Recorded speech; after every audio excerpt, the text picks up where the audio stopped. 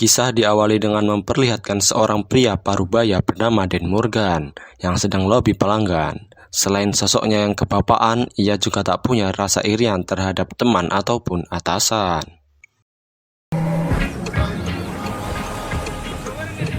Sore hari sepulang kerja, Morgan telah menyiapkan sebuah kejutan berupa seikat bunga yang dimana tepat di hari ini merupakan tanggal jadi pernikahan mereka yang ke-25.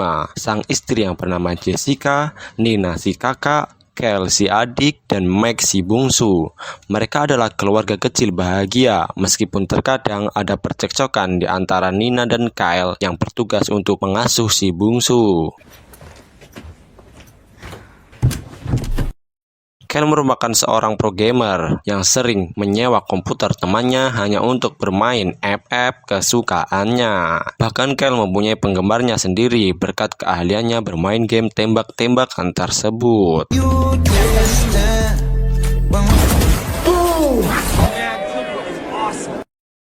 Di malam harinya, Morgan mengajak sang istri ke pasar malam guna merayakan hari jadi mereka. Dan di saat mereka sedang berciuman, ada sekelompok pemuda usil yang sengaja memoto adegan tersebut. Sehingga Morgan yang tak terima karena privasinya diganggu meminta agar foto itu dihapus. Namun tiba-tiba... Di tengah panas dada ingin rasanya Morgan menghajar mereka, namun Jessica yang tak ingin memperpanjang masalah meminta pada sang suami untuk segera pergi dan tak meladeninya. Kejadian yang barusan membuat Morgan jadi kepikiran karena bulian tersebut terjadi di keramaian hingga membuatnya tak nafsu makan. Sadar bahwa kini ia bukan lagi seorang bujangan membuat Morgan tak punya pilihan selain hidup normal tanpa adanya kekerasan. New record. Berbeda dari sang suami, Jessica rupanya lebih peduli tentang perlindungan diri yang membuatnya mengikuti latihan boxing. Dan di sana dirinya berkenalan dengan teman baru sesama ibu-ibu bernama Gwen yang langsung akrab seperti saudara kandung. Thank you. Thank you. Sementara di sisi lain terlihat Morgan yang sedang berbelanja bersama si bungsu nampak mencurigai seseorang pembuli yang mengikutinya dari tadi. Dan di sini kita akan melihat jati diri yang sesungguhnya dari Morgan yang ternyata sungguh luar biasa. Ternyata Morgan ahli bela diri meski sambil menggendong si bungsu. Entah siapa orang asing ini dan apa tujuannya, Morgan pun tak punya pilihan lain selain membrutal di depan umum.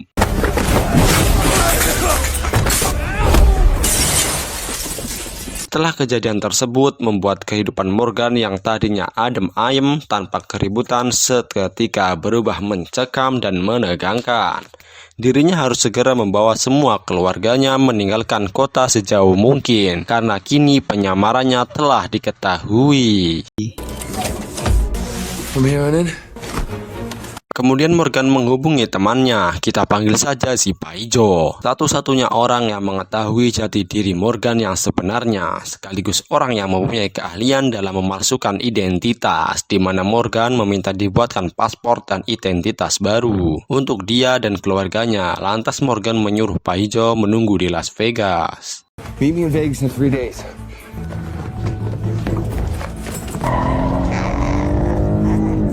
Tanpa membuang waktu, Morgan lantas menjemput Nina di sekolah, tepat di jam istirahat. Setelah itu mereka berdua pergi ke rumah temannya Kyle, yang dimana akhirnya ketahuan juga bahwa Kyle diam-diam sering bermain game. Dirasa tak ada waktu untuk menceramainya, sekarang Morgan langsung menyuruh Kyle masuk ke dalam mobil dan meluncur menjemput Jessica di tempat kerjanya.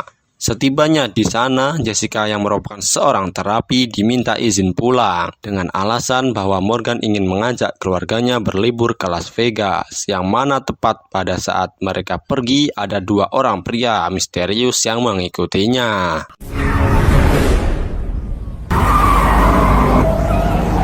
Dan di sini kita akan melihat skill Morgan dalam mengemudi yang membuat sang istri takjub dengan manuver-manuver edan yang dilakukan oleh Morgan.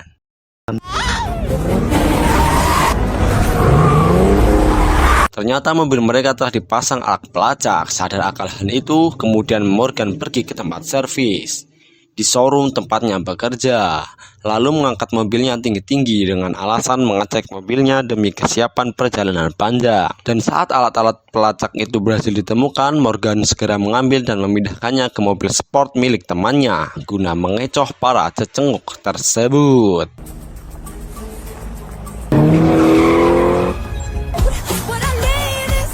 Setelah menembus jarak ratusan kilometer, tiba-tiba hal yang mengejutkan pun terjadi, di mana Morgan seenaknya membuang semua handphone keluarganya dengan maksud untuk mencegah upaya pelacakan yang dilakukan oleh para pemburu. Namun Morgan beralasan kepada keluarganya bahwasannya handphone merupakan salah satu penyebab kurangnya komunikasi antar sesama individu, sehingga apa yang dilakukan Morgan barusan merupakan upaya untuk menjaga keharmonisan keluarganya. Sementara di sisi lain, rumah Morgan telah didatangi oleh para pemburu, dan di sini kita akan mengetahui sosok dari McCaffrey yang merupakan pimpinan dari kelompok tentara bayaran yang biasa menerima pekerjaan rahasia dari pemerintah. Dan ternyata Morgan adalah salah satu anak buah terbaik McCaffrey yang memutuskan berhenti dan memilih hidup seperti pria biasa. Kembali ke Morgan dan keluarganya yang kini telah berada di tol Cipularang.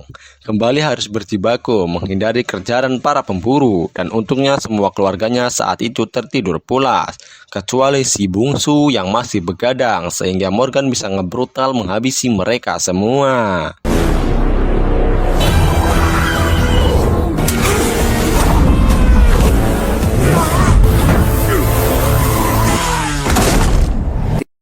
Singkat waktu, setelah menempuh perjalanan berhari-hari, Morgan sekeluarga hampir sampai di Las Vegas.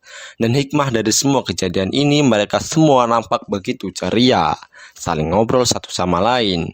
Karena hal itu jarang sekali terjadi akhir-akhir ini.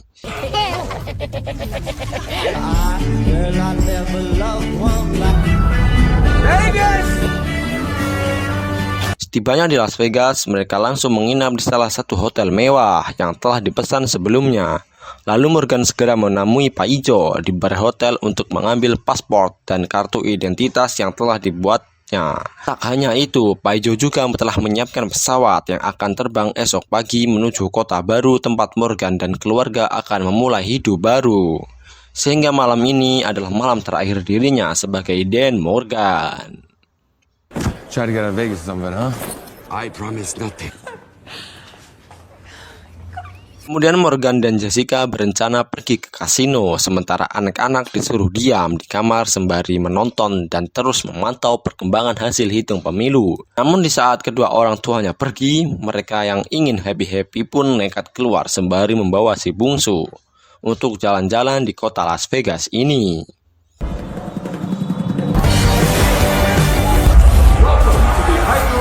Kemudian mereka pergi ke acara e-sport yang kebetulan sekali ternyata sosok Kyle sudah tak asing lagi di kalangan gamer di sana. Bahkan Kyle diminta untuk tampil dan pada pertandingan yang sedang berlangsung pada saat itu.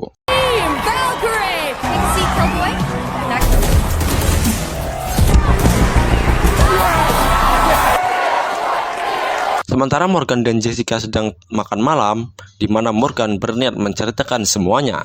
Namun dirasa waktunya belum tepat karena Jessica yang terlalu senang dengan makan malam ini, sehingga membuat Morgan tak tega jika harus merusak momen tersebut. Crazy sexy. Selesai makan malam, mereka lantas bermain judi kopro di salah satu meja.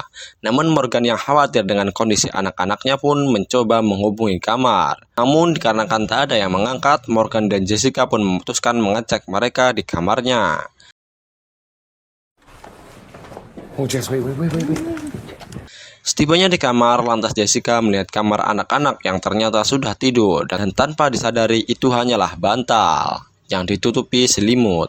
Namun di saat mereka berdua sedang bersiap-siap reproduksi sembari mendengarkan lagu romantis, tiba-tiba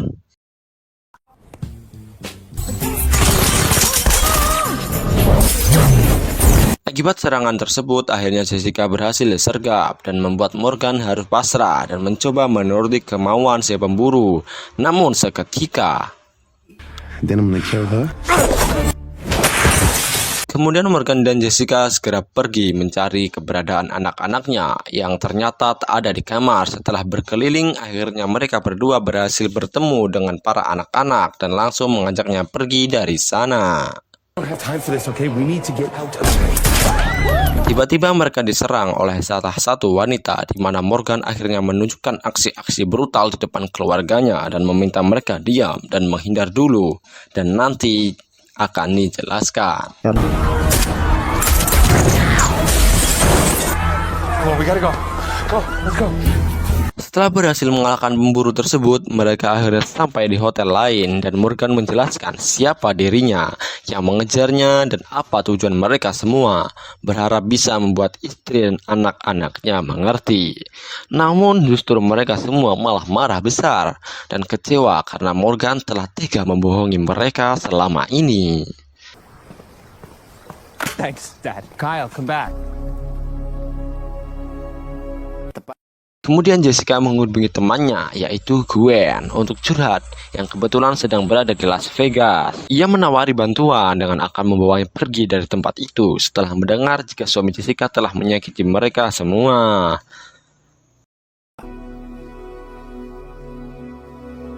Semalaman Morgan begadang, memikirkan nasib rumah tangganya, memikirkan anak-anaknya, memikirkan agar mereka bisa mengerti situasinya.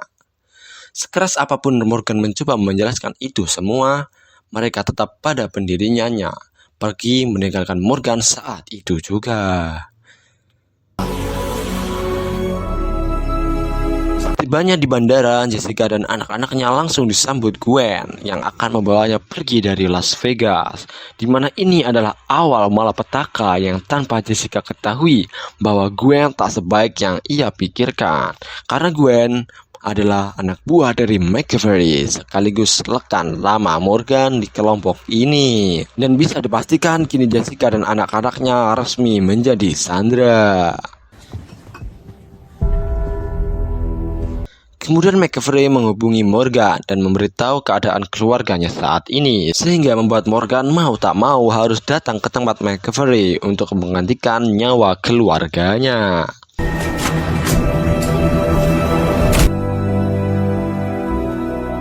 Singkat waktu, Morgan pun tiba di lokasi dan untuk pertama kalinya setelah bertahun-tahun akhirnya Morgan bertemu dengan sosok McCaffrey yang ternyata adalah ayah kandungnya. Dan hal tersebut membuat Jessica dan anak-anaknya sontak shock parah mengetahui fakta yang sangat menegangkan tersebut. Di sini McCaffrey menginginkan Morgan untuk kembali aktif dalam bisnis keluarganya dan Morgan pun tak bisa berbuat apa-apa karena Gwen mengancam akan menembak anak-anak dan istrinya. Yang akhirnya terpaksa Morgan pun setuju dengan permintaan jahat sang ayah. I'll do it. Okay. Setelah sepakat, McCaffrey meminta pada anak buahnya untuk mengantarkan Jessica dan anak-anaknya dipulangkan ke tempat asalnya, sementara Morgan akan ikut McCaffrey ke markas pusat. Namun di sini Gwen meminta waktu 10 menit untuk menyelesaikan urusannya dengan Morgan yang belum selesai, alias nostalgia dan merasakan rasa yang dulu pernah terasa. Apakah itu? Lihat saja sendiri. Sementara Jessica dan anak-anak yang masih berada di lift bersama si botak akhirnya tersadar bahwasannya sang ayah telah banyak berkorban untuk ia dan anaknya termasuk hari ini, sehingga Jessica yang tak ingin suaminya kembali ke jalan yang salah pakat kembali demi menyelamatkan sang ayah.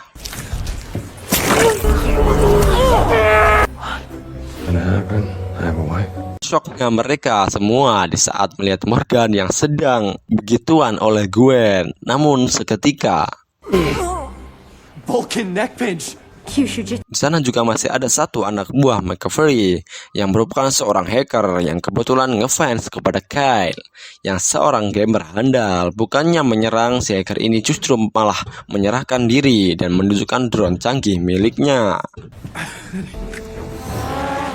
Dari bahwa ajudannya si botak tak kunjung muncul, McCaffrey menyuruh para anak buahnya kembali masuk ke dalam gedung sehingga membuat Morgan harus menghadapi mereka semua, dibantu oleh Kyle sebagai mata kedua menggunakan drone milik si hacker. Sebuah ledakan membuat beberapa anak buah McCaffrey tewas di sini. Morgan sempat bertanya apakah McCaffrey akan berubah atau sungguh-sungguh akan melanjutkan pertempuran. Tentu saja McCaffrey akan terus maju dengan dukungan para anak buahnya, sehingga membuat Morgan tak ada pilihan lain selain menghabisi mereka semua. Let him have it!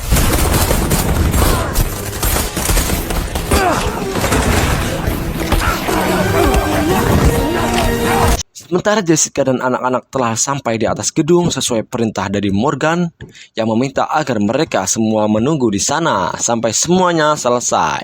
Namun tiba-tiba lift menyala, pertanda ada orang yang sedang naik ke atas dan ternyata adalah Gwen yang telah sadar dari pingsannya. Dengan pistol yang diberikan Morgan, kemudian Jessica bersiap dan seketika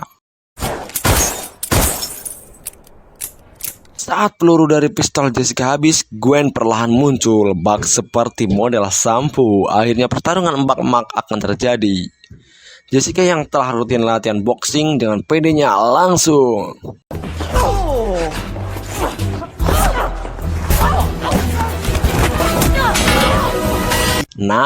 Jessica harus babak belur dihajar Gwen dan jatuh ke bawah. Kemudian Jessica mengambil sebatang bambu, berniat naik layaknya atlet lompat galah. Namun Gwen mengejeknya dan seketika sungguh sial bagi si Jessica. Bambunya harus patah, tak kuat menahan beban hidupnya.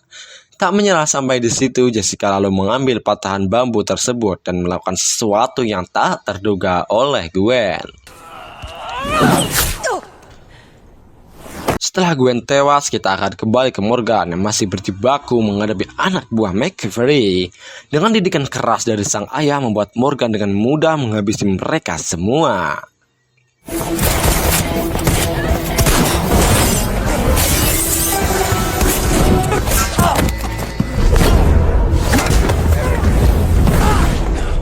Akhirnya pertarungan berdarah pun terjadi. Namun di sini Morgan sempat terdesak oleh McCaffrey yang ternyata lebih jauh jago dan berpengalaman. Tepat di saat Morgan akan dibunuh, muncullah keluarganya yang mencoba mencegahnya.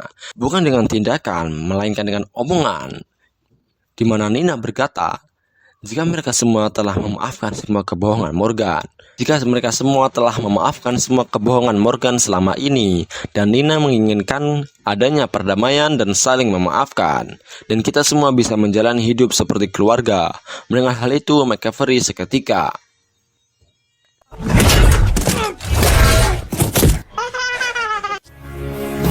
yang bisa kita ambil dari film ini ialah melindungi orang yang kita cintai kadang membutuhkan pengorbanan yang besar.